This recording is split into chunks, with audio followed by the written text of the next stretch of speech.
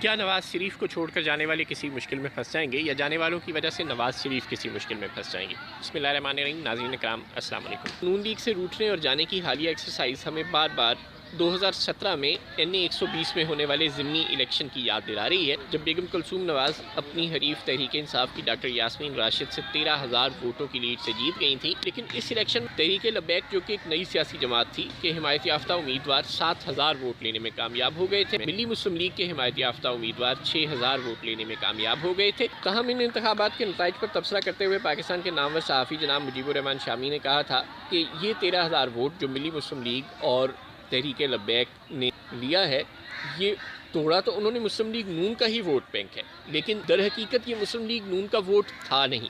یہ وہ ووٹر تھا جو 80 کی دہائی میں IGI بناتے وقت اسٹیبلشمنٹ کی جانب سے نواز شریف کو تحفتاً دیا گیا تھا. اس وقت نواز شریف کو اس ووٹ بینک کی ضرورت تھی اور اس کے بغیر وہ الیکشن جیتنے کے قابل نہیں تھے. آج اسٹیبلشمنٹ نے اگرچہ نواز شریف کو 30 سال پہلے دیا گیا اپنا ووٹ بینک اس سے واپس لے لیا ہے، لیکن اب نواز شریف جوان ہو چکے ہیں اور انہوں نے 13,000 کی لیڈ سے الیکشن جیت کر ثابت کر دیا ہے کہ انہیں اس ووٹ بینک کی ضرورت نہیں رہی. جنرل عبدالقادر بلوچ کے تو نام سے ظاہر ہے کہ وہ جنرل تھے، اور ظاہر ہے کوئی جنرل کسی ایسی جماعت میں ہی شرکت اختیار کرتا ہے جو پرو اسٹیبلشمنٹ ہو.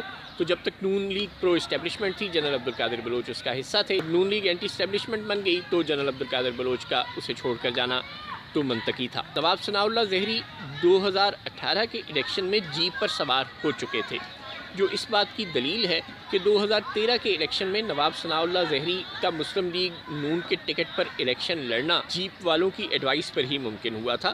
ہم سب جانتے ہیں کہ مسلم لیگ بنیادی طور پر پنجاب کی جماعت ہے اور وہ ملک کی کسی بھی اور اکائی میں ہو سکتی ہے، لیکن بلوچستان میں تو بالکل موجود نہیں ہے. اس کے باوجود 2013 میں نواب ثناء اللہ زہری کا مسلم لیگ نون کے ٹکٹ پر الیکشن لڑنا اور الیکشن جیت جانا اسٹیبلشمنٹ ہی کی مرہون منت تھا. 2018 میں انہوں نے ایک نشست پر جیپ کے انتخابی نشان سے، یہ چودھری نثار والی جیپ، اور دوسری نشست پر شیر کے نشان سے الیکشن لڑا تھا. یوں نواز شریف اور اسٹیبلشمنٹ کے درمیان پل کا کردار ادا کرنے والے صرف محمد زبیر، صرف جنرل عبدالقادر بلوچ، صرف مشاہد حسین سید نہیں، بلکہ نواز شریف نے بہت سے ترک کے پتے اپنے ہاتھ میں رکھے ہوئے تھے ہمیشہ سے، جو اسٹیبلشمنٹ کے اور ان کے درمیان پل کا کردار ادا کرتے تھے. ہم جانتے ہیں کہ نواز شریف اور اسٹیبلشمنٹ کی لڑائی جنرل ضیاء الحق مرحوم کے دنیا سے جانے کے بعد سے شروع ہو چکی ہے. General Aslam Beg, general Asif Nawaz, general Jahangir Karamat, general Pervez Musharraf, general Raheel Sharif اور جنرل قمر جاوید باجوہ سمیت تقریباً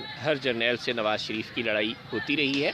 یہ کوئی نئی بات نہیں ہے، اور نواز شریف نے جانتے بوجھتے ہوئے پرو اسٹیبلشمنٹ اراکین کو ہمیشہ اپنی جماعت میں شامل رکھا ہے، جو ان کے اور اسٹیبلشمنٹ کے درمیان ایک پل کا کردار ادا کرتے تھے. اب نواز شریف اپنے ہاتھوں سے یہ پل توڑ رہے ہیں. اب دیکھنا یہ ہے کہ کیا اس پل کے ٹوٹنے کے باوجود نون لیگ اور اسٹیبلشمنٹ میں رابطے برقرار رہتے ہیں یا نہیں.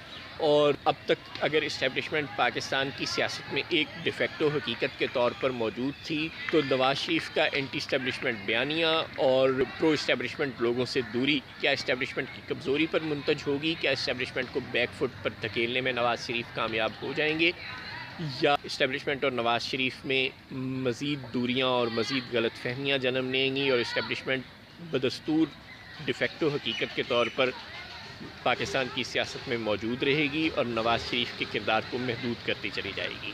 اس حوالے سے ایک سوچ تو یہ ہے کہ ضد اور ہٹ درمی کسی بھی مسئلے کا حل نہیں ہوتی، اور جمہوریت میں مذاکرات ہی ہر مسئلے کا حل ہوتے ہیں. اگر ہم نے اسٹیبلشمنٹ کو یہ سمجھانا بھی ہے کہ بھائی آپ نے بہت کردار ادا کر لیا پاکستان کی سیاست میں، اب مہربانی کریں آپ وہ کام کریں جو آپ کا ہے اور سیاستدانوں کو وہ کام کرنے دیں جو ان کا ہے، تو یہ بات بھی بہرحال انہیں مذاکرات کے ذریعے سے ہی سمجھانی پڑے گی. اور اس کا دوسرا طریقہ یہ ہے کہ بزور بازو اسٹیبلشمنٹ کو یہ بات سمجھانے کی کوشش کی جائے. ترکی ماڈل پر عمل، آپ چاہیں تو اسے ترکی ماڈل سمجھ لیں یا چاہیں تو نواز شریف ماڈل سمجھ لیں، مگر ایک بات طے ہے کہ نواز شریف مہاتما گاندھی کی پیسو ریزسٹنس کی تھیوری پر عمل کرنے کے لیے بالکل تیار نظر نہیں آتے، اور مریم نواز کی قیادت میں ان کا ہراول دستہ اس وقت مفاہمت کا نہیں بلکہ مزاحمت کا راستہ اپنائے ہوئے ہے۔ اگر اسٹیبلشمنٹ اور نواز شریف دونوں نے اس محاذرائی کو اپنی انا کا مسئلہ بنائے رکھا اور ایک دوسرے کو نیچا دکھانے کی کوششیں برقرار رکھیں تو یقینی طور پر نقصان ہمیشہ کی طرح پاکستان اور پاکستانی عوام کو ہوگا۔ اسٹیبلشمنٹ کے کچھ لوگ جو آج طاقت میں ہیں وہ کل ریٹائر ہو جائیں گے، اور بابر احمد کی طرح کسی کو یاد بھی نہیں ہوگا کہ کبھی وہ بھی پاکستان کی سیاست میں کوئی کلیدی کردار رکھتے تھے۔ اور نون لیگ کے حامیوں سے معذرت کے ساتھ، نواز شریف اس وقت بھی بیرون ملک ہیں اور وہ بعد میں بھی بیرون ملک رہ سکتے ہیں۔ مشکلات اگر کسی کو بھگتنی پڑیں گی تو وہ پاکستانی عوام ہوں گی۔